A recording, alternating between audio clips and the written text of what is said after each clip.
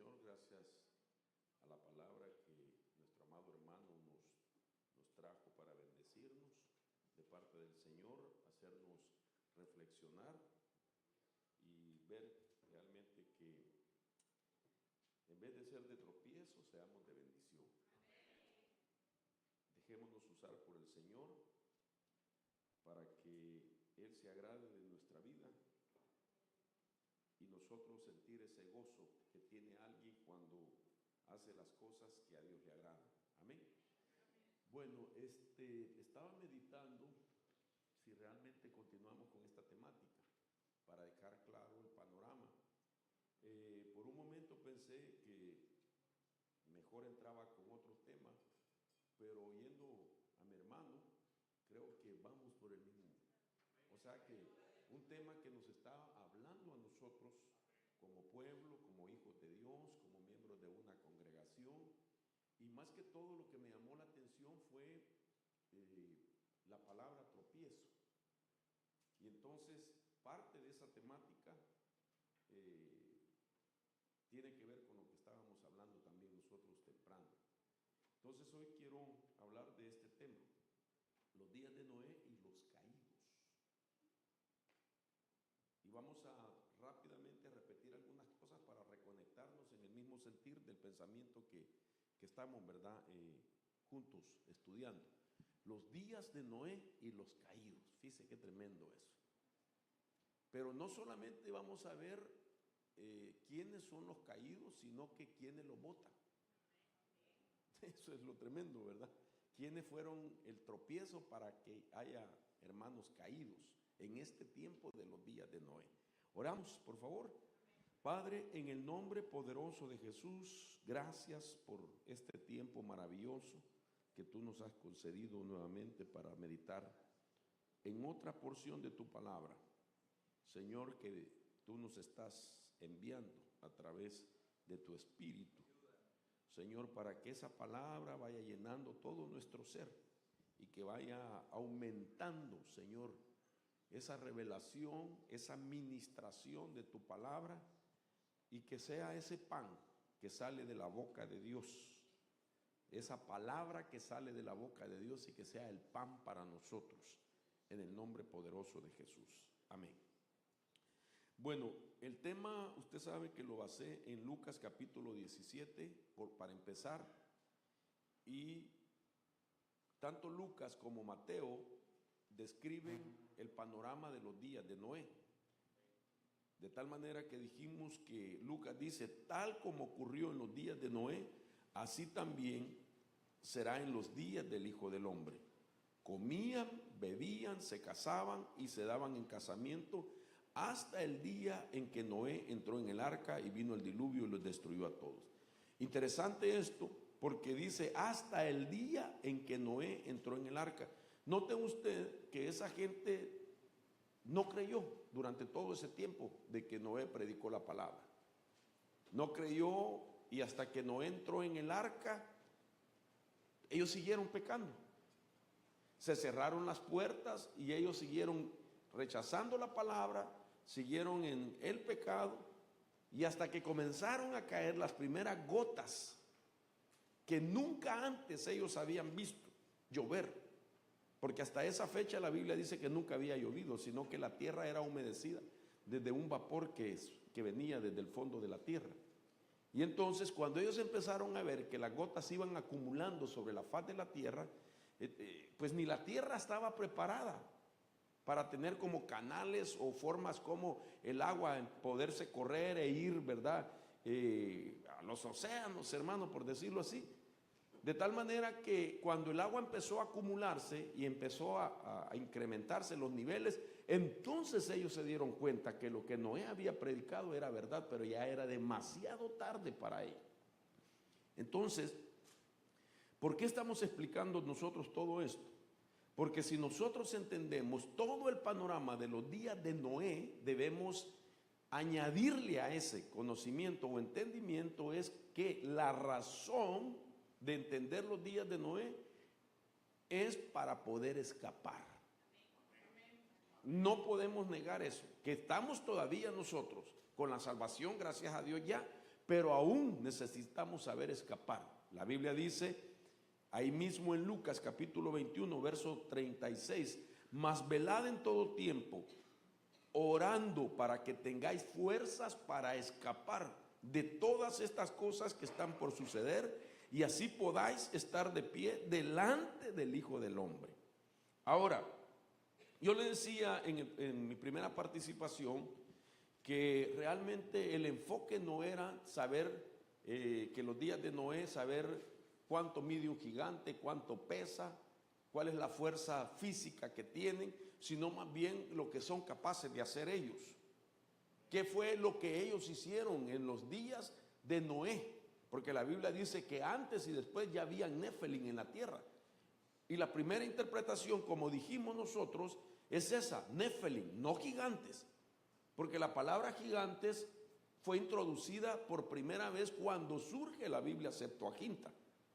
Cuando la Biblia Septuaginta entonces se da a conocer y se empieza a distribuir entre los hebreos que habían perdido el idioma hebreo y que solo hablaban griego, porque la Septuaginta es una versión en griego pero con mentalidad hebrea, con conceptos hebreos. Eso es la Septuaginta. Entonces, para rescatarlos a ellos y que ellos volvieran a recuperar el mensaje, se hizo esa Biblia y esa introdujo la palabra gigantes. Pero el original siempre se enfocó con la palabra Nefelín, que ya dijimos significa los que hacen caer por definición.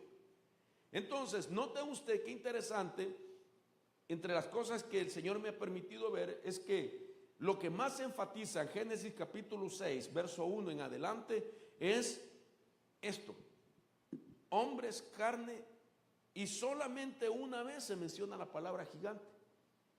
En Génesis capítulo 6 se menciona 5 veces la palabra hombres en plural, 5 veces la palabra hombre en singular, 5 veces la palabra carne y una sola vez la palabra gigantes. Para darle una idea a lo que me estoy refiriendo es esto, Génesis 6:3. Entonces el Señor dijo: no contenderá mi espíritu para siempre con el hombre, porque ciertamente él es carne, serán pues sus días 120 años. Entonces el enfoque aquí es lo que había en el corazón de los hombres, lo que había en su mente, lo que había en toda su vida.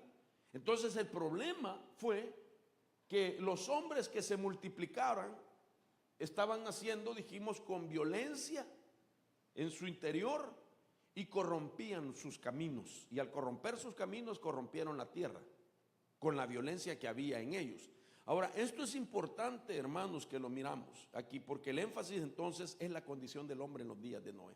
El mensaje de los días de Noé es prestar atención a la condición de los hombres en este tiempo, en semejanza a los días de Noé. Esto a mí me llama muchísimo la atención, porque nosotros hoy podemos decir que el nivel de iniquidad que vivimos, hermano, es muy alta. Realmente estamos en niveles, hermano, terribles. Al ver incluso, por ejemplo, las noticias que un padre mata a su hijo o que un padre viola a sus propios hijos. Fíjese qué impresionante la condición del corazón del hombre. Tantas cosas aberrantes que estamos viendo en estos días. Entonces, en los días de Noé era similar. Entonces, lo que más enfatiza, repito, 15 veces en el mismo sentido, la palabra hombre o hombres o carne, es lo mismo. El enfoque es como que dice Dios: pongan atención, ¿por qué menciono tanto hombres o hombre o carne? Y es para que se den cuenta la condición de la humanidad. Y la Biblia dice que el Señor mismo se encargó de explicar que así sería en los días cercanos a su venida, la condición del hombre. Ahora esto, repito, entonces deja ver de que el énfasis no era en Dios que nosotros descubramos cuánto medían. Aunque hay versiones que sí detallan, por ejemplo, Goliat habla de su estatura en codos. Entonces se puede dar la idea más o menos de cuánto medía, pero eso no es lo que a Dios le interesa. No sacamos mucho con saber cuánto medían. Algunos dicen que usted ha visto los puentes que pasan sobre la calle, donde Tal vez es el puente de un freeway que pasa sobre nuestros vehículos en las calles. Dicen que tiene más o menos 19 pies de altura, ¿verdad? Entre 17 y 19 pies, que es la altura de un tráiler con cabezal y tráiler para pasar ahí y que no tope su techo. Entre 17 y 19 pies. Algunos dicen que esa era la medida de un gigante. ¿Pero qué hacemos con eso? ¿Qué sacamos con eso? El enfoque de los días de Noé es lo que ellos hacían, la influencia que ellos tenían. Entonces, vuelvo a la carga, Génesis 6:4, así dice el original: los Nefelim existían en la tierra por aquel entonces y también después, cuando los hijos de Dios se unían a las hijas de los hombres y ellas les daban hijos. Estos fueron los héroes de la antigüedad, hombres famosos. Ahora, imagínense, eran entidades famosas, de renombre, dice otra versión. Entonces dijimos que Nefelim significa propiamente derribador, patán o tirano, y como última interpretación, gigante por la Septuaginta. A partir de ahí el Strong la pone, que Nefelim quiere decir gigante, pero en el material de consulta antiguo, antes de la Septuaginta, no existía la palabra gigante, sino lo que existía era Nefelim en primer lugar, que quiere decir patán, tirano o un derribador. Y viene Nefelim, como le decía, no puede existir Nefelim si no tiene una raíz etimológica. Para que exista la palabra Nefelim tiene que existir la original, y es Nafal. Entonces no podemos separar a Nefelim de Nafal, así como un santaneco no lo podemos separar de Santana. ¿Me va a entender? No existiría la palabra santaneco si no existe Santana. Entonces así mismo Nefelim no existiría si no existe Nafal. Y Nafal lo que quiere decir caer, mentir, ser derribado, fallar, caer postrado, y como definición significa los que hacen caer. Añadiéndole ahora gigantes, se interpreta los gigantes que hacen caer o los grandes que hacen caer, pero no necesariamente grandes en estatura, sino grandes en posición, en poder, en influencia o en manipulación. Esto es tremendo. Entonces, basado en esto, entonces quiero ponerle, por ejemplo, lo que significa la palabra gigantes desde el griego. Y esa palabra, cuando ya entonces la Septuaginta la utiliza y la introduce en la Biblia, esta palabra gigante, mire lo que significa. Etimológica, en la mitología griega, gigante significa nacidos de la tierra. Significa grandes en fuerza, en poder, grandes en agresión y grandes en influencia. Entonces, es una palabra griega introducida en el Antiguo Testamento por la Septuaginta. Pero el original, sin las Septuagintas, dice Nefelim, que quiere decir nacidos de la tierra o en la tierra, pero que hacen caer. Entonces, este es un tiempo muy importante, porque no podemos negar de que hay grandes que hacen caer. Y entonces, la pregunta aquí no es, repito, qué grandes eran, sino qué es lo que ellos hacen, cuál es la función de ellos. Eso vamos a ver ahora. ¿Cuál es la función de los Nefelim? Ya le comprobé a usted que estamos en los días de Noé. Ya le comprobé que tenemos aproximadamente 20 años de que entramos a los días de Noé. Ya le comprobé a usted de que tanto Lucas y Mateo se ocuparon de plasmar lo que Jesús dijo, y Pedro también en su epístola habla también de los días de Noé. Ya vimos que Isaías también llama los días de Noé las aguas de Noé. Entonces es importante ese día. Y para poder salir, ya le expliqué que tenemos que salir como Noé salió. ¿Y cómo salió Noé? Según su nombre, arrepentimiento, cambio de actitud, justo y perfecto para salir. Pero ahora tenemos que cuidarnos de estos gigantes, porque el rol que tomaron en los días del principio, es decir, en los días de Noé, los Nefelim, es el mismo rol que van a tomar en los días finales que Jesús dijo son los días de Noé. Lo mismo que hicieron los Nefelim, los grandes que hacen caer en los días literales de Noé, es lo mismo que los Nefelim van a hacer en los días finales, los nuestros, que son llamados por Jesús los días de Noé. Entonces, ese es el mensaje que nos hace falta también, hermano, ponerle la pieza a todo lo que hemos oído, gracias a Dios, de los días de Noé. Todo lo que usted ha oído de los días de Noé, predicado por los siervos de Dios, por nuestras coberturas, es la fotografía. Esta es otra parte de la fotografía. Yo no sé si usted ya lo había visto así. Por lo menos en mis 28 años de predicar la palabra y de oír, de ser ministrado, yo primera vez que veo esto. Entonces, esto es importante porque ahorita estamos dándole un enfoque diferente a lo que nosotros sabemos de los días de Noé. Entonces, los días de Noé es la influencia de los Nefelim. En otras palabras, hermanos, perdón por la mala noticia, hay Nefelim en nuestros medios. No estoy hablando de aquí literalmente, estoy hablando de los medios de la tierra. Hay Nefelim en el ambiente. Hay Nefelim, ya hay Nefelim aquí. Y no espere ver los grandes de estatura, así gigantotes de 19 pies. No. Pero ya hay. Entonces, comencemos nuevamente. Y aconteció que cuando los hombres comenzaron a multiplicarse sobre la faz de la tierra, les nacieron hijas, dice. Ahora la palabra comenzar, mire qué tremendo. Leíamos la palabra aconteció. Yo le decía que en la mente de un hebreo la palabra aconteció significa, para ellos una advertencia, significa que después de eso viene algo malo.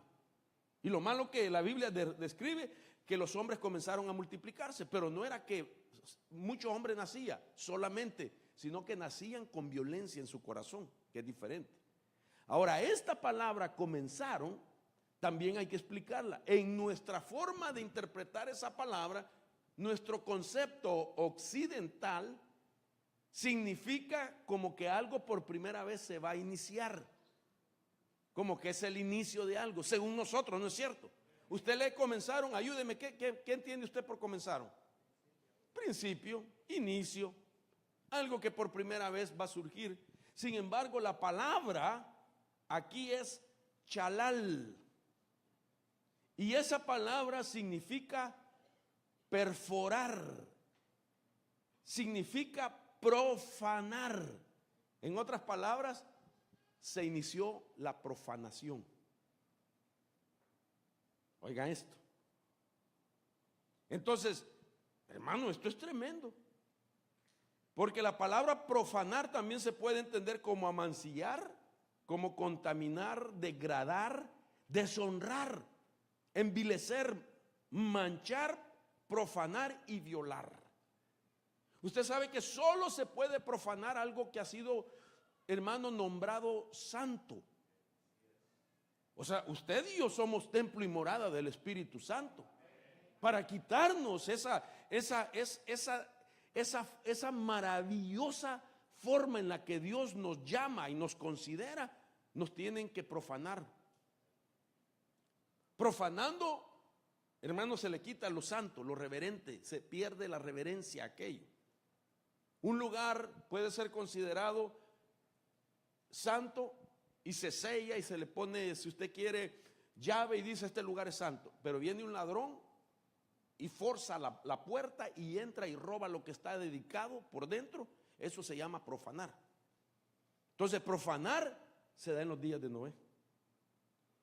Y si se dio en los días de Noé y se va a repetir, quiere decir que hay cosas que son santas y las van a querer contaminar. ¿Quiénes serán esos, hermanos?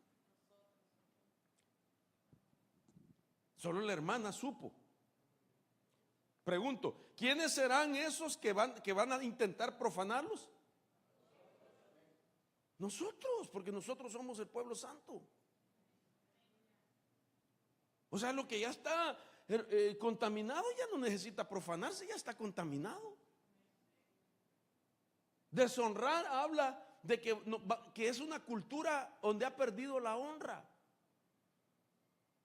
Hermano, qué terrible es perder la cultura de la honra. Nosotros necesitamos recuperar la cultura de la honra. Nosotros necesitamos ser personas, hermano, que fluyen en la cultura de la honra. ¿Sabe por qué? Porque hay un principio. La honra es recíproca. Si usted honra, a usted lo van a honrar. Si aún el mismo Dios dice que todo el que me honra, Él lo va a honrar, porque Dios honra a los que le honran. Entonces, ¿a quiénes hay que honrar? A todos. La Biblia nos deja ver que lo que es digno de honra es aquello que es establecido como fuente de vida. Una fuente de vida es nuestro Dios. Dios es fuente de vida. Tu padre biológico es fuente de vida. Tus padres biológicos. Los ministros somos, hermano, también fuente de vida. Pero esto no es idolatrar a un ministro, sino que es honrar a un ministro. ¿Para qué? Para que recibamos honra. Entonces nosotros tenemos que recuperar la cultura de honra. Yo tengo que honrar también a otros aún de mi mismo rango. Porque si yo honro, yo voy a recoger honra también. Entonces, este espíritu de los Nefilim lo que hace es borrar de la mente las intenciones de ser hombres y mujeres que practican la honra. Si se practica la honra como una cultura, entonces ya no importa la persona, ya no tiene límites, no importa si lo violan, no importa si lo contaminan. Hermano, hay personas que ni siquiera eso comprenden. Que nosotros no podemos permitir que nos contaminen. Mire, hay mucha gente muy bonita, entre comillas, que detecta a un hermano que tiene oído para oír, no al espíritu, sino cualquier cosa, y entonces viene y le cuenta un montón de basuras y se va, pero lo deja cargado al otro con un montón de cosas negativas. Entonces, ¿por qué sale eso? ¿Por qué es permitido eso? ¿Por qué unas personas tienen mayor capacidad para contaminarse? Porque han perdido la cultura de honra. Entonces al perderlas en su manera de vivir, ya no tienen ni límites para sí mismo. Entonces cualquiera puede llegar a ensuciarlo y ahí lo está profanando. Entonces la palabra profanar, de la palabra comenzaron, significa por definición lo siguiente. Mire todo lo que significa: hacer impuro o inmundo, corromper la pureza, corromper la perfección. Necesitamos ser perfectos como Noé para salir. Significa hacerlo ceremonial o ritualmente no limpio, deshonrar o volverlo sin honor. Entonces profanado significa, esto es importante, significa el estado y la condición donde la bendición es incapaz de que repose ahí. Una persona profanada, entiendan, es como que tuviese un agujero. No importa qué tanta cosas Dios derrama, tiene un agujero. Por eso profanado significa el estado y la condición de un hombre o mujer donde la bendición es incapaz que repose ahí. ¿Sabe dicho de otra manera? Icabod. Cuando alguien es profanado, se convierte en Icabod. Icabod, nosotros lo interpretamos sin gloria, pero realmente la palabra Icabod significa incapaz de retener la gloria de Dios. Eso es Icabod. Entonces los Nefilim lo que intentan es profanar. ¿Por qué? Porque el diablo, que el Señor lo reprenda, aunque no lo sabe todo y aunque usted no lo crea por replay, oiga esto, sigue la profecía bíblica para saber en el tiempo que estamos. Y él sabe de alguna manera, siguiendo la profecía bíblica, cuando nosotros deberíamos de estar atentos a la profecía bíblica, hermano, él la sigue de tal manera que él puede predecir que estamos a punto de recibir la gloria postrera, que es mayor que la primera. Entonces el problema, él no puede impedir que caiga la gloria va a caer. La postrera mayor que la primera. El problema es si el creyente ya fue profanado, es incapaz de retener la gloria en sí mismo. Entonces el problema es nosotros. Si permitimos que esto suceda. Ahora mire qué interesante esto, que esa palabra se pronuncia por primera vez. La palabra que le decía a usted que comenzaron se dice por primera vez en este pasaje. Génesis capítulo 4 verso 26. A Set le nació también un hijo y le puso por nombre Enos. Punto. Ahí se terminó. La intención de la Biblia de decir que a Enos, que a Set le nació un hijo y le puso por nombre Enos. Ese fue todo el mensaje. Luego continuó con otra historia diferente. Por este tiempo comenzaron, otra vez la palabra de Génesis 6. Comenzaron, ahí otra vez es Chalal, los hombres a invocar el nombre Shem del Señor. Entonces, ¿qué quiere decir? Ya dije, profanar, pero ahora añadido la palabra del Señor significa que después de haber nacido Enos, eso fue todo lo que quería Moisés que supiéramos, y entró a otra historia que en ese tiempo empezaron a profanar el nombre del Señor. Esto es importante. Entonces, nombre del Señor significa reputación, gloria y la autoridad. En ese tiempo de Génesis 4:26 se profanó el nombre de Dios, la gloria de Dios, la autoridad de Dios. ¿Cómo se profana? Levantando otros nombres en sustitución del nombre del Señor. Esto es importante. Ahora, aquí tengo que detenerme un poquito. Porque lo que yo entiendo entonces, que si Génesis capítulo 6 también usa la palabra comenzaron, entonces Génesis 6 es la continuación lógica de Génesis 4. ¿Aló? Entonces, de Génesis 4 podemos ver más o menos con base bíblica y con esa palabra comenzó la profanación, de tal manera que cuando llegó a Génesis 6 vienen los Nefilim y potencializan ya la corriente de profanación que existía en esos días y multiplicaron la violencia en los hombres. ¿Me doy a entender, hermanos?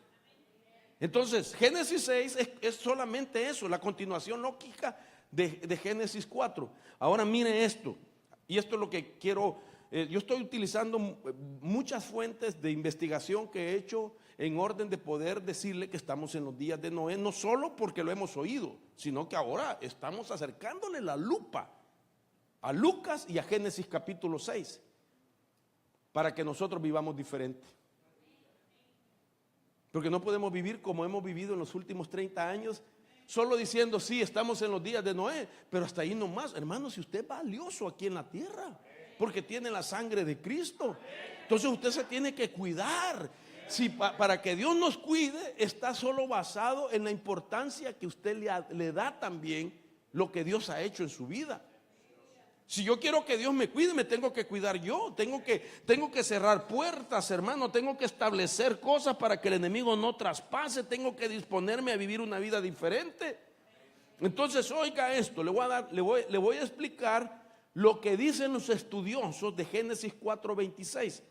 Hay una fuente de investigación que se llama Tratados de la Idolatría.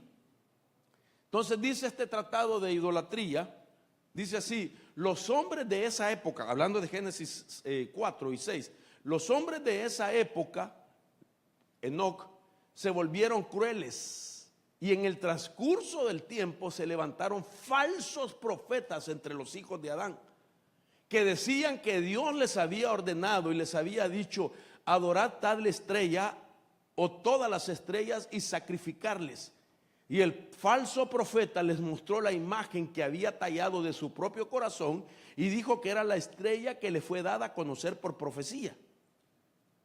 Y comenzaron, la palabra, de esa manera a hacer imágenes debajo de los árboles y en las cumbres de las montañas y colinas, y se reunieron y los adoraron. Así, en el transcurso del tiempo, el glorioso y temeroso nombre del Señor fue olvidado de la boca de todos los que viven,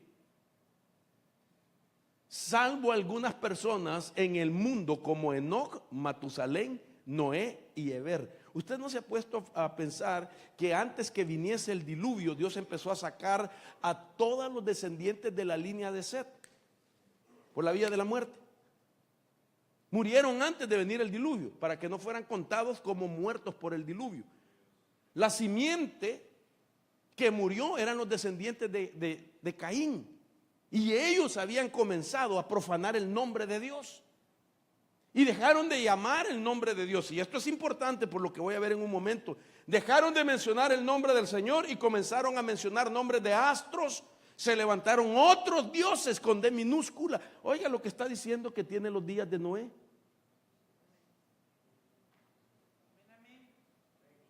Más idolatría. ¿Usted piensa que la idolatría está menguando? No. Va a experimentar un avivamiento. Y no necesariamente en la forma tradicional, sino en todas sus formas, la idolatría. Tremendo, ¿verdad? Dentro de esas formas hay egolatría. Entonces uno puede, por tener un estudio, por ser una persona con título, que no es malo, maravilloso, podemos caer en egolatría. Podemos idolatrar un apellido. Podemos idolatrar un nombre, sustituyéndolo por el nombre de Dios. Hace algún tiempo nosotros recibimos un mensaje, no voy a decir nombre, ni estoy criticando, pero solamente me llamó la atención para considerarlo en esto que estamos hablando, de que en un país llamado Uruguay, a los hermanos en Cristo les están enseñando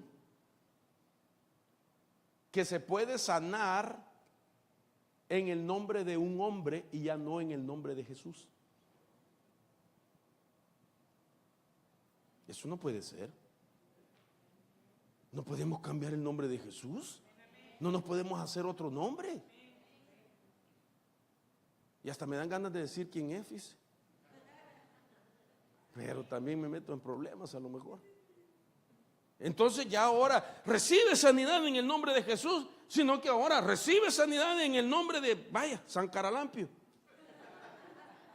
No podemos cambiar el nombre del Señor, porque esto no es otra cosa más que algo repetitivo de cosas que ya pasaron. La Biblia dice que no hay nada nuevo debajo del sol, que las cosas que son ya fueron y las que van a pasar también ya fueron. Entonces mire lo que dice este tratado. Entonces aquí se levantaba alguien diciendo que era profeta. Entonces en los días de Noé no solamente, vamos a ver, comían, bebían y se daban en casamiento, sino que vamos a ver en los días de Noé falsa profecía e idolatría. Y los hombres comenzaron. Esa palabra, repito, quiere decir chalal, que es profanaron. Y los hombres comenzaron a llamar el nombre del Señor, y los hombres profanaron el nombre del Señor. Esto es importante. Otro material de investigación se llama el Targum de Onkelos. El Targum le llaman así porque es una escritura de datos teológicos e históricos que es del arameo, pero lo tradujeron al hebreo. Por eso se llama Targum de Onkelos. Es una escritura de arameo traducida al hebreo. ¿Y qué quiere decir? Basado en eso mismo. Entonces, en los días de Enos, los hijos de los hombres dejaron de orar en el nombre del Señor. Wow. El Targum de Jonathan, que es el autor, dice: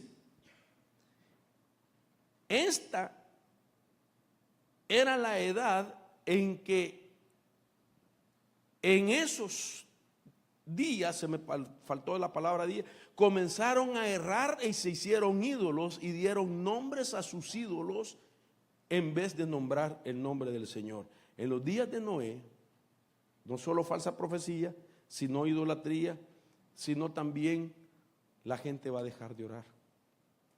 Corre el peligro de dejar de orar.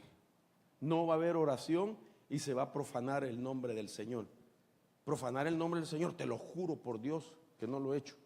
Y sí lo ha hecho.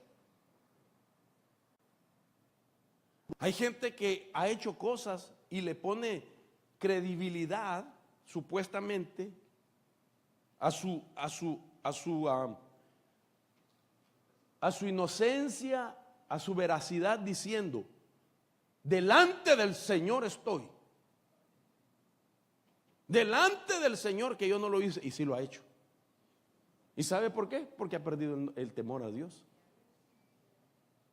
Entonces, usted está viendo otra fotografía que nunca habíamos visto, ¿verdad? La gente corre el peligro de dejar de orar. Jesús dijo: orar sin cesar. Cuando Él estuvo orando en el monte de la transfiguración y regresó, les dijo: ni siquiera habéis podido orar ni una hora. Y les dijo: orad para que no entréis en tentación. Usted sabe que todos nosotros estamos supuestos, somos blancos de tentaciones. Las tentaciones van a estar, hermanos, siempre. Mientras estamos en esta tierra, las tentaciones no se van a acabar. El problema de nosotros es que no hemos comprendido que la tentación, cada vez que la enfrentamos, estamos ejerciendo un dominio propio al decirle no a la tentación. Y resulta que está comprobado ya que el dominio propio es una capacidad que se desgasta y que está en la corteza prefrontal del ser humano. Aquí tenemos la capacidad de dominio propio. Y cada vez que una tentación viene y usted dice no, hermano, usted tiene que irse a orar para recuperar de nuevo esa fuerza. Por eso es que Jesús se mantenía orando. El diablo dijo de Jesús que después de la tentación se había apartado de él esperando una mejor ocasión. Quiere decir que nuestro Señor Jesús siempre estuvo en tentación, pero sin pecado.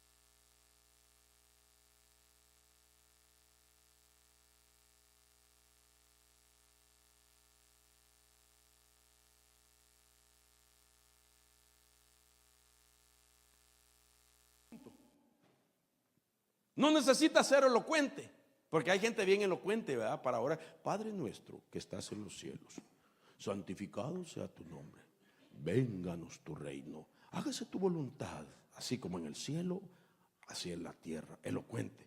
El craso no. El clamor: ayúdame que perezco. Auxilio, Señor. Clamor craso. Hay que desarrollarlo, porque son gritos de urgencia. Pero el gemido dice que son dichos indecibles, que el Espíritu Santo te ayuda para que sepas cómo gemir con dichos indecibles. Y la palabra que utiliza es roguez. Y la palabra roguez tiene dos formas. Roguez, gemido, quiere decir relinchar como caballo o cantar como paloma. Cucurru, cucú. Usted sabe cómo le hace el gemido, ¿cómo sería? ¿No ha oído hermanos así? Están gimiendo. Pero a uno le da pena. Bueno, a mí no, pero hay algunos que les da pena. Pero si ya estás en el gemido, estás a punto de ser calificado para entrar al grupo de intercesores. Oigan esto, y después le damos palmas al Señor. El intercesor ya no pide para él. ya pide para otro. Aunque esté pasando el Niágara en bicicleta, con llantas ponchadas. Aunque estés pasando por pruebas y tengas necesidad, si eres intercesor, porque ya pasaste de oración, de clamor y de gemido y te graduaron para ser un intercesor, ya pides para otro: Señor, ten misericordia de mi hermano, ayúdale. Y tal vez la petición de él no tiene la urgencia que tiene la tuya, pero en ese momento tú te estás negando a ti mismo y estás pidiendo por otro. ¿Tú crees que Dios te va a dejar sin recompensa, hermano? Dios va a oír, porque como eres un intercesor, y la palabra intercesor lleva la idea como una montaña donde nadie la puede escalar, pero el intercesor lleva el prefijo in, significa que te van a poner delante de Dios y que esa gran montaña no va a ser estorbo para estar delante del Señor pidiéndole por tu hermano. Entonces, ¿qué es lo que el espíritu de los Nefilim quiere hacer? Que no se gradúe la iglesia como intercesores. Jesucristo es nuestro mayor intercesor, pero Dios siempre utilizó intercesores en la tierra. Los patriarcas eran intercesores de sus familias. Entonces, si se pierde el deseo de orar, según, hermano, estas fuentes que hablan de los días de Noé, estamos arruinados. Estamos arruinados. Hermano, ¿cuántos casados hay acá? Hermana, esposa del hermano que dijo amén. Para usted es fácil estar con un esposo durante 20 años que no habla. Ay, Dios. Si a ustedes que les gusta hablar, es terrible. Es terrible no hablar.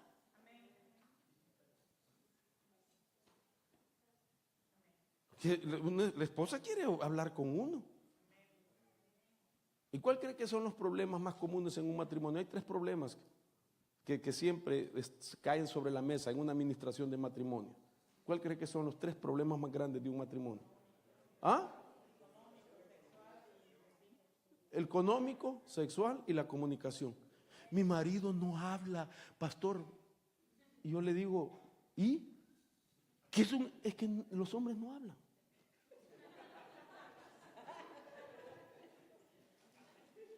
No, es que nosotros así somos. El hombre es sonoro, la mujer es verbal. La mujer habla 25,000 palabras en un día y el hombre solo habla la mitad. Ella es gramatical. El hombre es sonoro. ¿Sí o no, hermana? ¿Le molesta a usted que está hablándole Así es el hombre. Sin embargo, cuando uno fluye en la oración, hasta eso contribuye. Porque Dios te hace entrar en una capacidad mayor, de tal manera que si te acostumbras a hablar con Dios, vas a poder hablar con tu esposa, porque ella sí quiere hablar.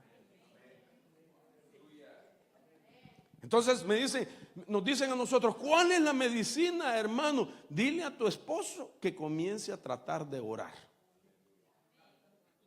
Si él desarrolla la disciplina de orar, entonces va a platicar contigo. Porque sí podemos, hermano. ¿Usted se acuerda cuando estaba de novio? Ahí sí podía, ¿verdad? Hasta poeta era usted. Hasta plagios hacía, hermano. Y ya se arrepintió, ¿verdad? Agarraba los poemas de un escritor y decía, esto me lo dio el Señor. A ti te los dedico. Yo le hice un poema a mi esposa. Por aquí pasa una pava, chiquitita y voladora. En el pico lleva flores y en las alas mis amores. Saber quién se la inventó, ¿verdad? Entonces, repito, yo sé para dónde lo llevo. Génesis 6 es la continuación lógica de Génesis 4. ¿Qué había desde Génesis 4 hasta los días de Noé y que Dios dijo: voy a terminar con la tierra: problemas sexuales, idolatría, falsas profecías, y abandonaron la oración a Jehová. ¿Quién lo hizo? Los Nefelim, los que hacen caer. Ay, hermano, perdón por lo que voy a decir, un caído no ora. No quiere orar. Ya no quiere. Los problemas sexuales son un problema bien grande. Falsas profecías. ¿Cuánta gente no ha sido consciente de que la inspiración de las falsas profecías viene del segundo cielo, donde se mueve Jezabel? Nosotros con las profecías debemos de ser bien temerosos, hermano, porque yo no puedo inventarme algo. Mire cuántas iglesias se han dividido por una profecía falsa. Así dice el Señor: siervo mío, que ya es el tiempo, te voy a usar. Y ni siquiera van con su pastor para que lo envíe, y se van, porque uno con el espíritu de los Nefelim le profetizó. Entonces, una persona con falsa profecía tiene una influencia bien tremenda. Ok, le expliqué eso para poder entrar de lleno al tema. Entonces, en el tiempo de Noé hay nombres de renombre que hacen caer. Dice la Biblia en esta versión: habían gigantes en la tierra en aquellos días y también después, cuando los hijos de Dios se unieron a las hijas de los hombres y ellas les dieron a luz hijos. Estos son los héroes de la antigüedad, hombres de renombre. La palabra renombre se dice Hanchi Hashem.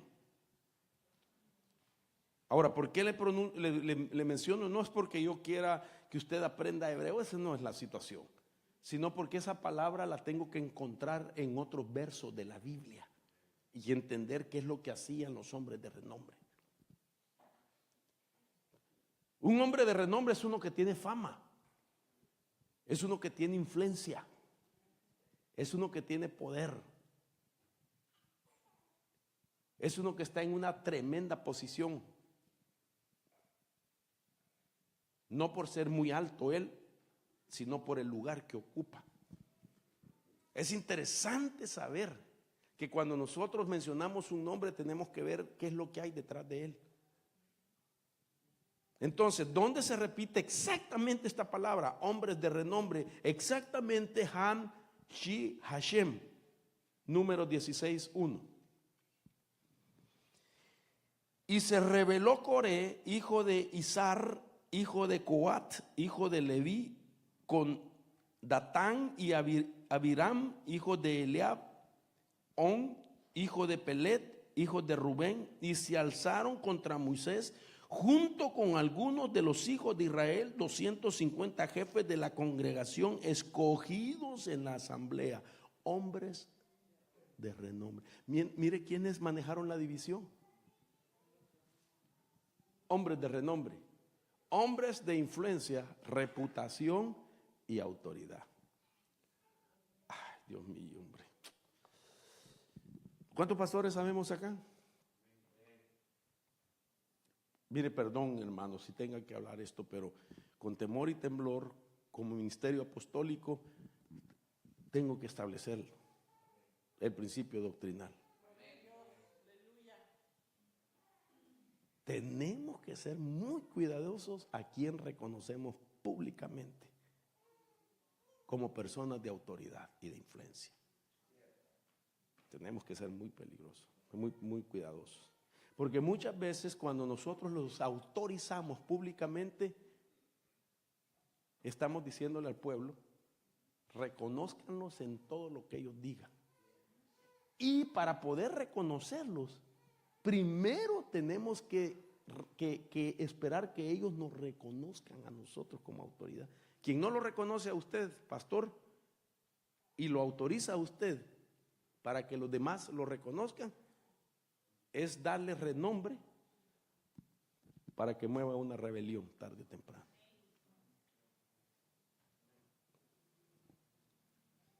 Entonces tenemos que ser bien tremendos nosotros.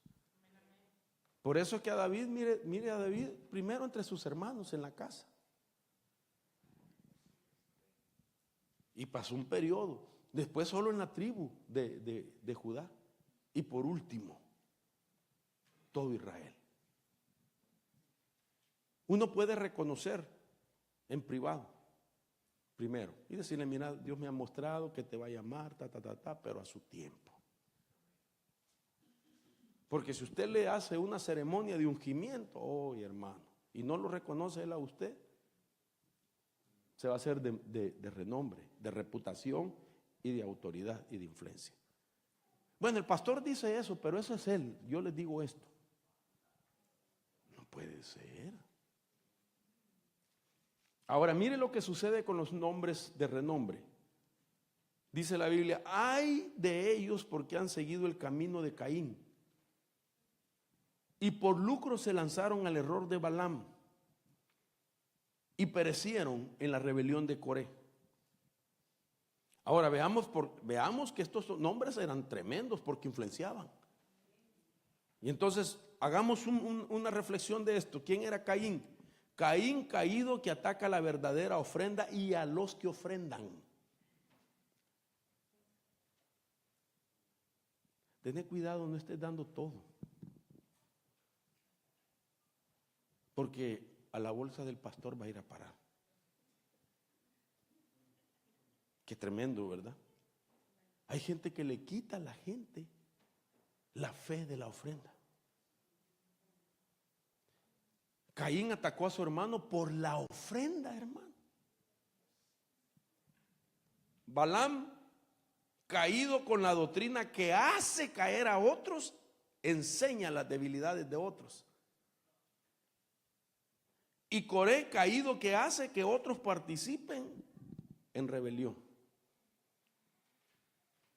Ahora, ¿por qué le menciono esto? Porque le voy a poner ahora el papel de ellos, de cada uno de ellos, y la palabra original, Nafal, de donde viene Nefelim. Resulta que algunos de ellos aparece la palabra asociada con su nombre Nafal. En otras palabras, no es que ellos eran gigantes a la semejanza de Goliat, pero que habían sido influenciados por el espíritu de los Nefelim. Ahora mire esto. Los grandes que hacen caer la influencia de los Nefelim.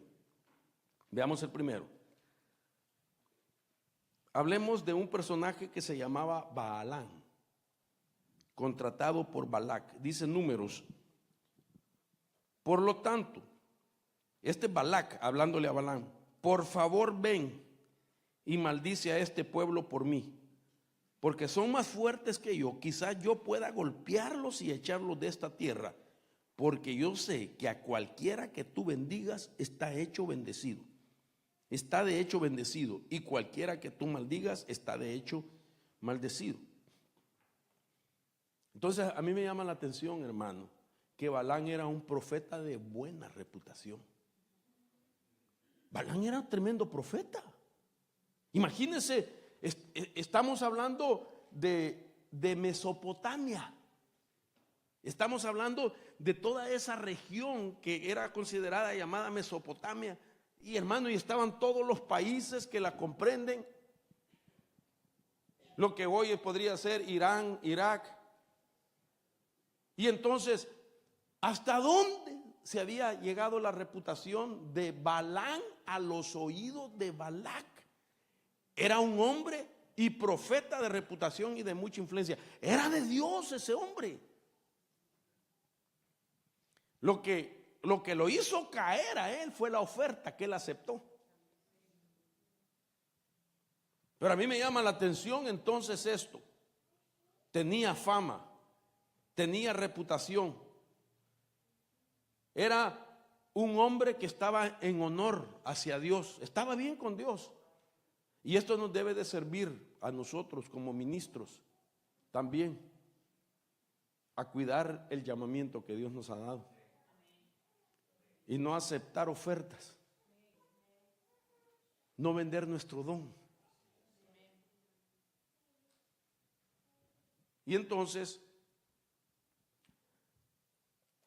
me llamó la atención eso porque lo contratan para que él haga caer a los hijos de Israel. Ahora mire esto, ya cuando él está ya en la transición de la oferta, ya que él se prestó para la oferta, entonces él mismo reconoce que está caído. Y dice así, Números 24, 3, 4. Y comenzando su profecía, dijo: oráculo de Balaam, hijo de Beor, y oráculo del hombre de ojos abiertos. Oráculo del que escucha las palabras de Dios, del que ve la visión del Todopoderoso, caído, pero con los ojos descubiertos. ¡Hala, qué tremendo, hermano! Él mismo dice que era un hombre de ojos abiertos, miraba la dimensión espiritual, escucha las palabras de Dios, tenía filtro para saber cuándo era Dios el que hablaba. Dice, el que ve la visión del Todopoderoso, voy a decirlo así, miraba el futuro de las cosas que vendrían. Caído, pero con los ojos descubiertos. Los dones y el llamamiento son irrevocables. Entonces, ¿cómo hacemos para distinguir a un ministro que todavía tiene ojos abiertos, que escucha y que tiene la visión del Todopoderoso, pero que está caído? ¿Cómo hacemos? Porque tiene de eso. Los dones y el llamamiento son irrevocables. Puede haber mecanizado la unción incluso. Entonces tenemos que ver su influencia hasta dónde nos lleva. No nos puede apartar de la palabra, no debe. No nos puede apartar del amor y la fidelidad hacia Dios, el amor hacia Dios. No nos puede decir, mire hermano, ya no hay necesidad de congregarse ahora. No puede. No nos puede dejar de decir, mire, ya no existe el diezmo, ya no ofrende. No puede. Ya no estudia la palabra. Ya no se preocupe, ¿para qué tanto conocimiento? Dios bendito, hermano, la Biblia dice, el hombre que se aparta del camino del saber va a parar a la congregación de los muertos, dice. Claro que necesitamos el conocimiento. Nosotros no conocemos a Dios, hermano. Necesitamos ir creciendo en el conocimiento siempre.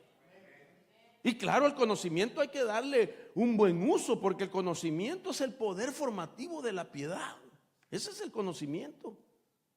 Pero mire entonces esto, hasta dónde lo llevo. ¿Qué quiere decir Balaam caído?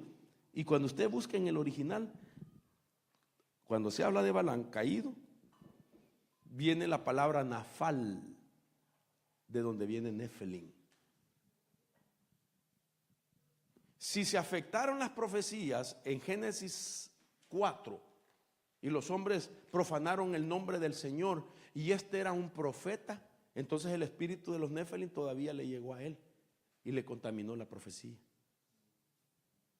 Entonces, si alguien aquí fluye con el don de profecía, cuídelo. Y no permita que alguien le manosee, contándole problemas para que usted profetice los problemas. Yo le voy a decir algo, mire, a veces uno no lo puede evitar muchas veces, pero yo me cuido mucho de no ministrar a la gente antes de predicar.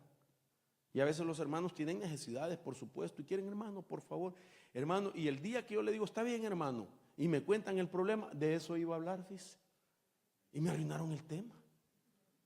Porque yo digo, ¿y ahora cómo predico? ¿Va a creer que a él estoy tirando? Acabar lo que yo le dije, está hablándolo desde el púlpito. Es un peligro, hermano. Entonces yo me tengo que conservar íntegro y puro. Es más, hermano, los problemas de nuestra casa, ¿cuántos segundos son de la grada, del asiento a tomar el púlpito?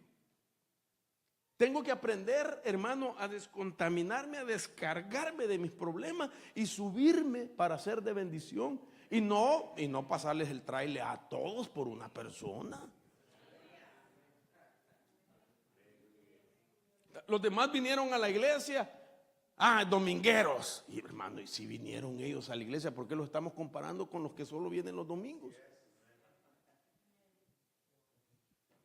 Hay profecías bien raras, hermano, cuando no son de Dios. Yo oí una profecía, si usted cree, tómelo por el lado amable. Había uno molesto porque lo habían disciplinado. Y a la hora de los dones se paró a profetizar y dijo: así dice el Señor, todos los que están aquí me las van a pagar, dice el Señor. Y vino el pastor, agarró rápido el micrófono y se subió. Así dice el Señor, ese que habló no fui yo, dijo. Usando los dones para pelearse, hermano.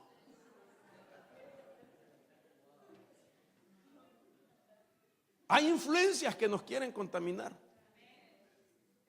Especialmente nosotros, si somos de influencia, porque nosotros no podemos negar, como ministros somos de influencia.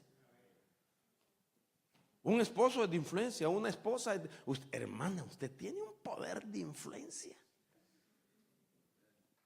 El poder del hombre es posicional y el poder de la mujer es de influencia. ¿Quién cree que tiene más poder? ¿Aló? Los dos, porque los dos son poderes. Mire qué poder. El hombre dice: esto se va a hacer así y punto. Y viene la mujer: mi amor, pero no puedes tener un poquito de misericordia. Vaya, pues está bien. Si eso no lo podemos negar, la mujer tiene influencia. Bendita la mujer que su influencia es sabia para influenciar a su marido a lo bueno, a lo de Dios. Pero la mujer tiene influencia. Y muchas veces en la congregación una mujer puede contaminar el corazón de su marido y decirle: mira, fíjate, ya no quiero ir más a la iglesia por esto y esto. Y ya viene el otro hermano que le había dicho a su pastor: usted es mi padre espiritual, yo nunca lo voy a dejar. Hasta en el arrebatamiento me voy a agarrar de su talón. Pero vino su esposa y le empezó a hablar mal de la iglesia. Y como tiene influencia, se lo llevó. ¿Cómo se le dice a un hombre que anda para arriba y para abajo? Usted sabe que nosotros los hombres por naturaleza somos nómadas. El hombre es nómada y Dios lo puso. ¿Por qué? Porque a él le dijo: dejará a su padre y a su madre. Para que pudiera dejar a su padre y a su madre, le puso una naturaleza de nómada. Pero la mujer es estable. Por eso no es normal cuando una mujer saca a un hombre que le ha costado que llegue a la iglesia y lo saca, hermano. Tiempo de los Nefelim, de los grandes con influencia que hacen caer a otros. Pero el retiro se llamaba remendando las redes. Pero bueno, estamos remendando una para que no se vaya nadie. Tremendo esto, hermano. Entonces, los grandes que hacen caer, el profeta Balaam. Le dijo le dice Balac: maldice a ese pueblo. Y aquel se paraba y miraba y empezaba a bendecirlo 3 veces. Y le dijo: yo te contraté para maldecirlos, no para bendecirlos. Ya no les digas nada, dice la Biblia, ya no les digas nada. Y entonces dice la Biblia que él siguió su camino. Pero eso no es nada más así, sino que, no los puedo maldecir, porque tienen un código llamado Baruch. El código Baruch significa: al que bendigas, te bendecirá. Al que maldigas, vas a recibir la maldición que le estás echando. A Israel le pusieron a Abraham eso, se lo pusieron a Jacob y se la pusieron a todas las tribus. Bendito el que te bendiga y maldito el que te maldiga. Entonces aquel dijo: no, ¿para qué los voy a maldecir? Me va a venir a mí la maldición. Pero te voy a enseñar una doctrina cómo hacerlos caer. Y dice la Biblia: pero tengo unas pocas contra ti, porque tienes ahí a los que mantienen la doctrina de Balaam, del caído, de Nafal, que enseña a Balac, le enseñó a Balac a poner tropiezo ante los hijos de Israel y a comer cosas sacrificadas a los ídolos y a cometer actos de inmoralidad. Entonces le enseñó la doctrina de cómo hacer caer a los hijos de Israel. ¿Sabe qué otra? Como era profeta, con ojos abiertos, conocía la condición de los príncipes.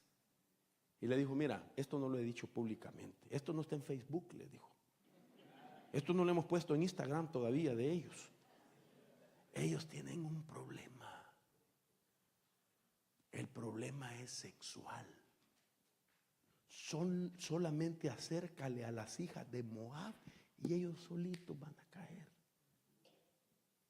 Doctrina, les enseñó el punto débil de los hijos de Israel. Números capítulo 25:1. Mientras Israel habitaba en Sittim, el pueblo comenzó a prostituirse con las hijas de Moab. Y éstas invitaron al pueblo a los sacrificios que hacían a sus dioses, y el pueblo comió y se postró. ¿Qué dice que son los días de Noé? Comían.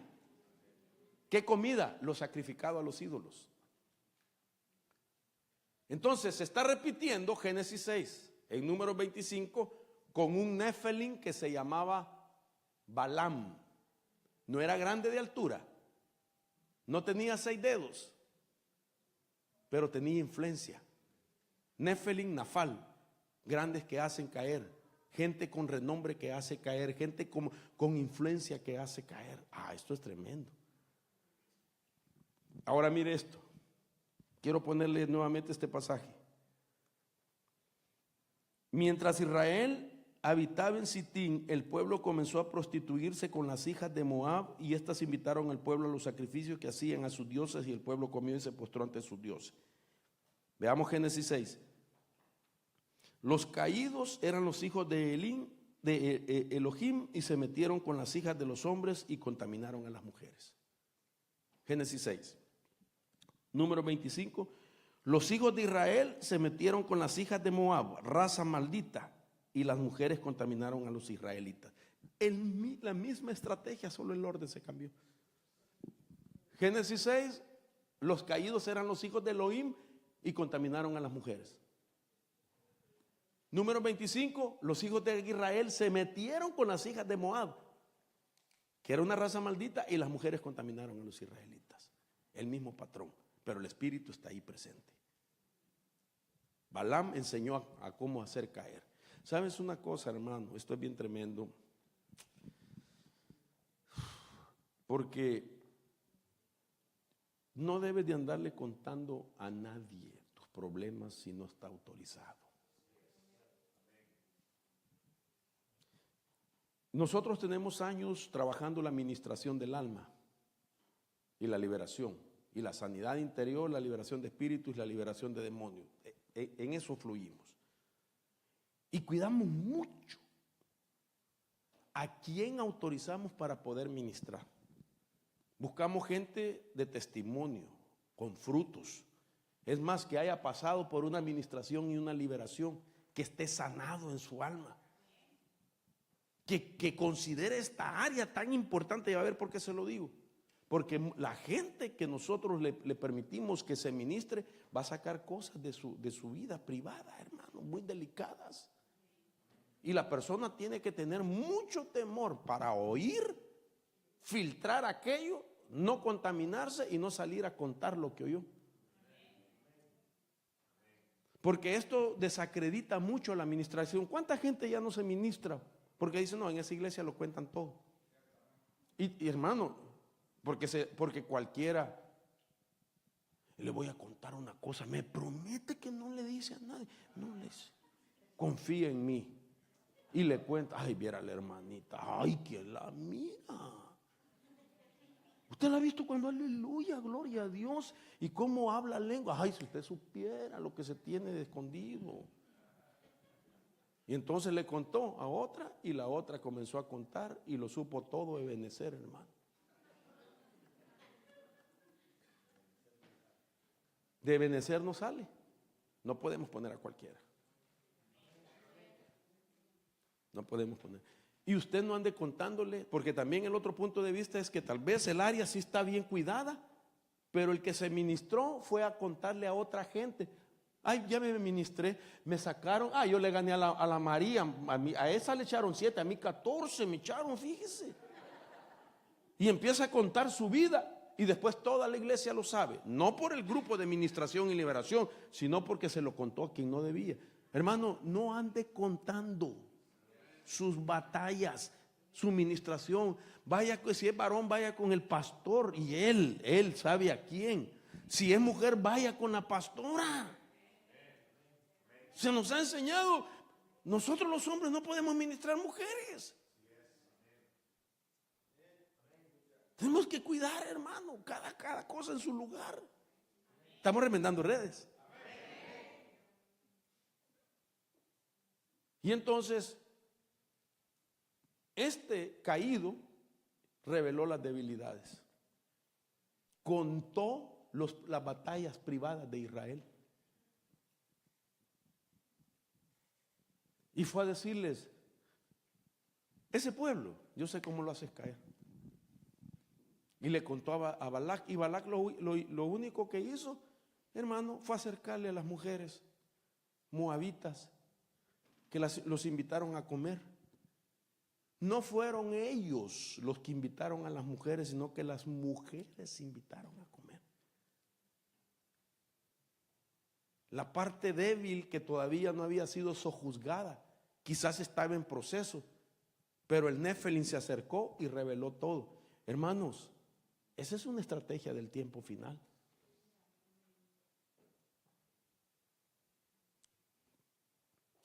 Usted no sabe cómo es él. Yo lo conocí en el mundo. Hermano, pero si todos venimos del mundo. Para vergüenza de nosotros existe un pasado. Pero escrito está, lo vil, lo sucio, lo menospreciado, escogió Dios para avergonzar lo fuerte y lo sabio de este mundo. Todos tenemos un pasado. No nos podemos escandalizar. El que no tomaba, bailaba. Quizás algunos se pasaban toda la noche tomando, qué vergüenza. Pero quizás hay algunos o algunas que se pasaban toda la noche bailando, hermano. Se saben desde el bump hasta la quebradita. Y era pecado también. Entonces, mire estos que hacen caer. No le confíe con libertad sus batallas privadas a nadie. Si usted quiere salir de ellos, busque el orden.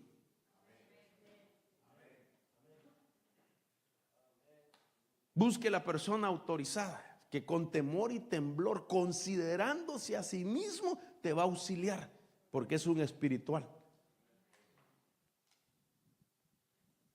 ¿Usted había entendido esto de los Nefelín? Qué tremendo. ¿Habrán Nefelín todavía entonces?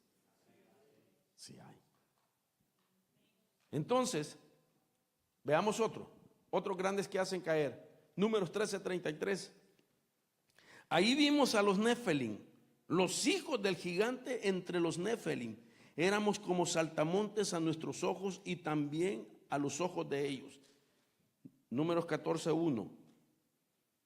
A renglón seguido podría decir, a esto los hijos de Israel gritaron en desaliento y lloraron toda la noche.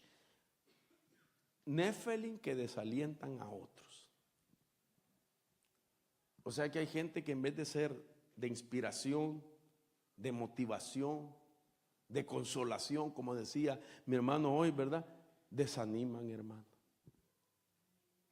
Ay Dios, aquí nunca te van a poner de predicar. Ni siquiera de pastor te van a poner. Ay Dios, aquí olvídate, hermano. O hay gente que tal vez con una necesidad, una oración, le diagnosticaron, le dieron un diagnóstico médico. Y hermano, fíjese que me acabo de venir del doctor, me encontraron, de eso murió la vecina, fíjese. Olvídese, mire, solo 2 días le quedaron. Hay gente que desalienta.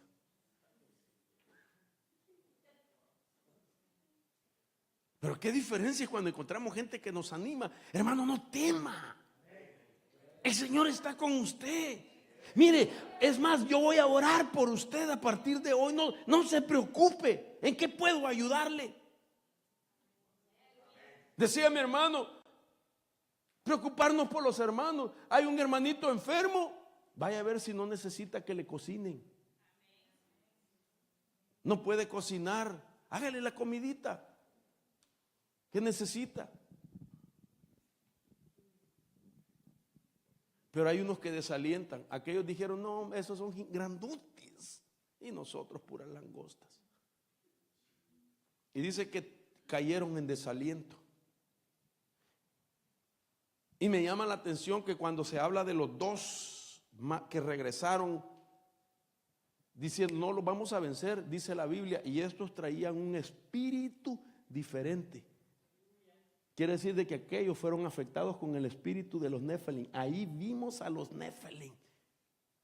Y vinieron a decirles a todos en el espíritu de los Nefelim, no la vamos a hacer. Y se desalienta la gente.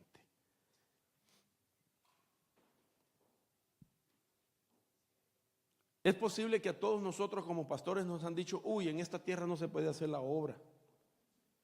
Aquí son pura piedra, dicen la gente, hermano. No, olvídese, aquí vienen y van pastores. No, hermano, pero si Dios te puso donde estás, hermano, esas piedras se rompen en el nombre de Jesús. Porque si hay lugares con piedra, solo los pioneros pueden llegar. Y tal vez el trabajo nuestro es de pioneros, de despertar avivamiento, de hacer cosas que otros no hicieron. Y de levantar, hermano, el ánimo, abrir las puertas de par en par para que por sus atrios entren con gozo y con alabanza la gente que Dios va a alcanzar, hermano amado, en los días de Noé, predicando la palabra. Entonces, oiga esto, desalientan. Hijos de las tribus, príncipes, desalentando. Pero mire este otro. Primera de Samuel, capítulo 17, verso 4. Entonces de los ejércitos de los filisteos salió un campeón llamado Goliat de Gat, cuya altura era de 6 codos y un palmo. Verso 32. Y dijo David a Saúl, no se desaliente Nafal. El rey Saúl estaba desanimado. Y usted sabe que Saúl era el hombre más alto de los hombros para arriba de los hombres. Algunos dicen que su estatura estaba entre 9 a 10 pies, sobrepasaba. Era grandote, hermano. Si uno con 5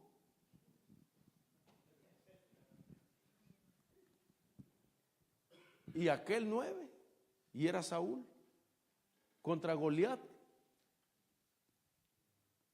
Y viene el David pequeño que se cree que tenía un promedio de estatura similar al de nosotros, y le está diciendo el pequeñito al grandote, no se desaliente, no caiga con los Nefelim.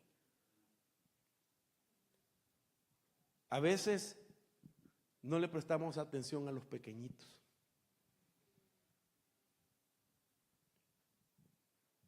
¿Qué me va a decir si este acaba de venir?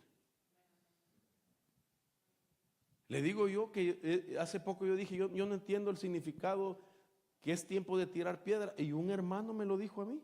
Yo tuve que reconocer, wow, eso no lo había visto. Yo no sé, quizás usted sí, yo no lo había visto.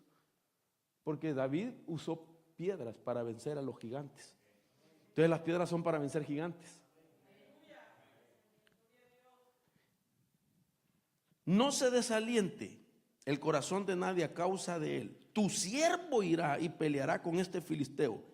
Entonces Saúl dijo a David, tú no puedes ir contra este filisteo. No le bastó estar él desalentado, sino que lo quería desalentar al otro. Contra este filisteo a pelear con él, porque tú eres un muchacho y él ha sido un guerrero desde la juventud. Entonces el pueblo había caído en desaliento por las palabras de Goliat. Solo a través de palabras lo había desalentado. ¿Sabe usted que nosotros peleamos una batalla de palabras que a veces ni las escuchamos? Pero son los agüeros y las maldiciones que lanza la gente negativa en contra de nosotros. Pero una cosa que puede detener esas palabras es el poder de la perseverancia. No hay nadie que sustituya el poder de la perseverancia. Ni la inteligencia, ni los dones, ni las capacidades sustituye. Eso quiere decir permanece ahí. Permanece y no dejes que te desaliente nada. En el nombre poderoso de Jesús. Entonces Israel había caído por las palabras de un gigante llamado Goliat. Yo tengo una manera de que he aprendido, por supuesto, y yo sé que ustedes también, y es no permitir que te vengan a contar cosas de gente que no habla bien de ti. ¿Para qué quiere saber uno que la gente habla mal de uno? Hermano, ¿le puedo decir algo? Fíjese que le quiero contar lo que dicen aquellos. ¿De usted para qué? Te van a desalentar si no estás preparado. Uno como pastor, realmente yo no me preocupo por la gente que se fue. Si se fue, amén, se quisieron ir. Yo me preocupo por la gente que se quedó conmigo. Y entonces me vienen a contar a veces, hermano, vi al hermano que se fue, viera lo que dice. No, no quiero saber. ¿Para qué? Yo no quiero saber lo que está diciendo. Yo tengo que mantener mi ánimo para bendecir al pueblo. Sigan adelante. Ni siquiera utilizo el púlpito para decir fulano se fue por esto. Ni siquiera, hermano. Porque ¿para qué contaminar a la gente? ¿Para qué desanimarlo? Ni bien ni mal. Y a veces me llaman los pastores, hermano, fulano de tal ha venido para acá, ¿me puede dar recomendación? No, ni bien ni mal. ¿Y cómo hago para saber? Bueno, con el tiempo vas a saber cómo era. Pero ¿para qué lo voy a dañar? Si tal vez quiere una congregación, ¿verdad? ¿Para qué lo voy a ponerlo en mal? Tal vez aquí no encajó, tal vez contigo sí, pero mira, ni bien ni mal, solo mira. Pero no voy a desalentar a otro pastor, pero tampoco debo de permitir que me desalienten a mí. Usted no tiene por qué preocupar sin querer saber qué es lo que los demás piensan de usted, porque usted cree que van a hablar bonito de usted. Ya nos imaginamos. Entonces mejor ni que nos lo recuerden. Déjeme darle otro rapidito, porque hoy ¿a qué horas es el almuerzo, hermano? Ya me pasé, tengo 1:24 y apenas es la introducción esto.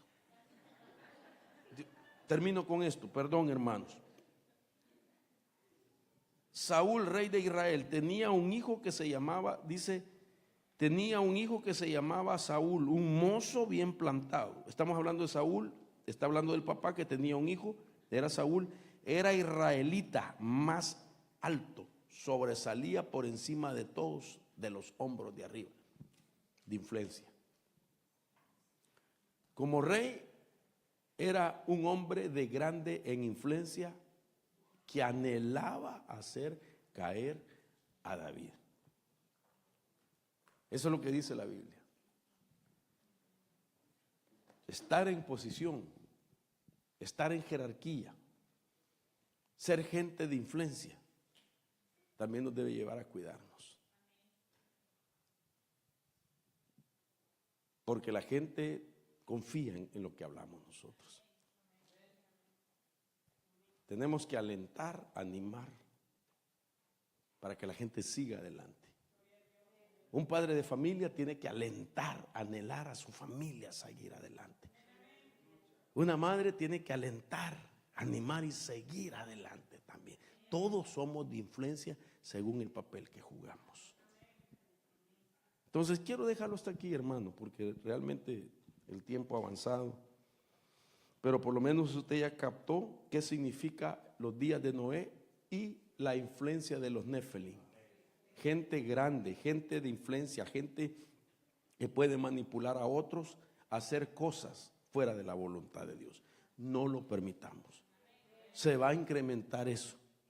Y usted tiene que depender de Dios.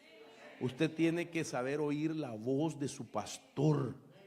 En el nombre de Jesús, reconocer las voces que lo animan, que lo dirigen de acuerdo a la palabra de Dios, de acuerdo a la voluntad de Dios, y que lo están preparando para poder escapar a lo que viene. En el nombre poderoso de Jesús, póngase sobre sus pies, vamos a orar.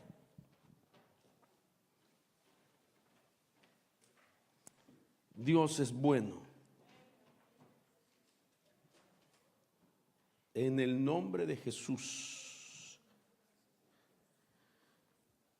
Señor, delante de tu presencia,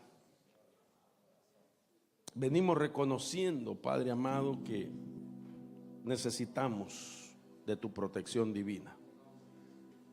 Somos conscientes de que estamos en un tiempo de definición, que tenemos que vivir con temor y con temblor, porque estamos en esos días donde hay grandes que hacen caer. Señor, si alguno de nosotros, por lo que ha visto o ha oído, se ha desanimado, yo suplico, Señor, que tu Espíritu Santo, el dunamis de Dios, venga sobre ellos y ministre una fortaleza nueva. Que venga tu poder, que venga el espíritu de vida nuevamente, Señor, para que ellos recuperen sus fuerzas en el nombre de Jesús y podamos, Señor, seguir adelante. Levanta también hombres y mujeres para animar a otros, para extender la mano y levantar a otros y ponerlos en el camino, Señor, en el nombre de Jesús. Líbranos de ser de tropiezo. Líbranos de desviar a otros, Señor, en el nombre de Jesús. Te pido por mi vida como ministro, como pastor que me has puesto a cuidar un redil, Señor. Permíteme inspirarlos, animarlos, ser de bendición para ellos, por favor. Ayúdame a tener un corazón misericordioso, perdonador, justo, temeroso. En el nombre de Jesús. Te pido por los hogares de mis hermanos, por el mío también. Señor, que si hay conflictos en esos hogares, traigas sanidad, traigas paz, por favor. Que esas familias se puedan levantar con temor y temblor, porque es un tiempo peligroso en el que hemos entrado. Dios mío, líbranos y ponnos filtro en nuestros oídos para saber escuchar lo que tu Espíritu dice a la iglesia. Aquellos que fluyen en dones como el don de profecía, conságreselo al Señor una vez más, para que no sea trastocada esa profecía, que no venga la manipulación y que se hable de parte de Dios en los parámetros que Él ha puesto: edificar, consolar y exhortar. Que nos libre Jehová de ponerle carga al pueblo que no puedan llevar. En el nombre de Jesús, que nuestra profecía sea limpia, pura, en temor y temblor. Que sean arcanos de Dios los que desciendan sobre nuestra cabeza y nuestra mente para ser solamente portavoces de tu voluntad. Que no entre la parte humana, la parte carnal a nuestra palabra que enseñamos, Señor. Levántanos para ser fuente de bendición, que nuestra boca esté llena de bendiciones para bendecir nuestros hijos, bendecir nuestras casas, bendecir cada lugar de nuestros hogares en el nombre de Jesús. Padre, en el nombre del Padre, del Hijo y del Espíritu Santo, yo bendigo a tu pueblo. Bendigo a cada ministro que está en esta tarde en el nombre poderoso de Jesús. Amén y amén. Gloria a Dios. Gloria al Señor. Muy bien, hermanos, vamos a tomar ahorita un tiempo para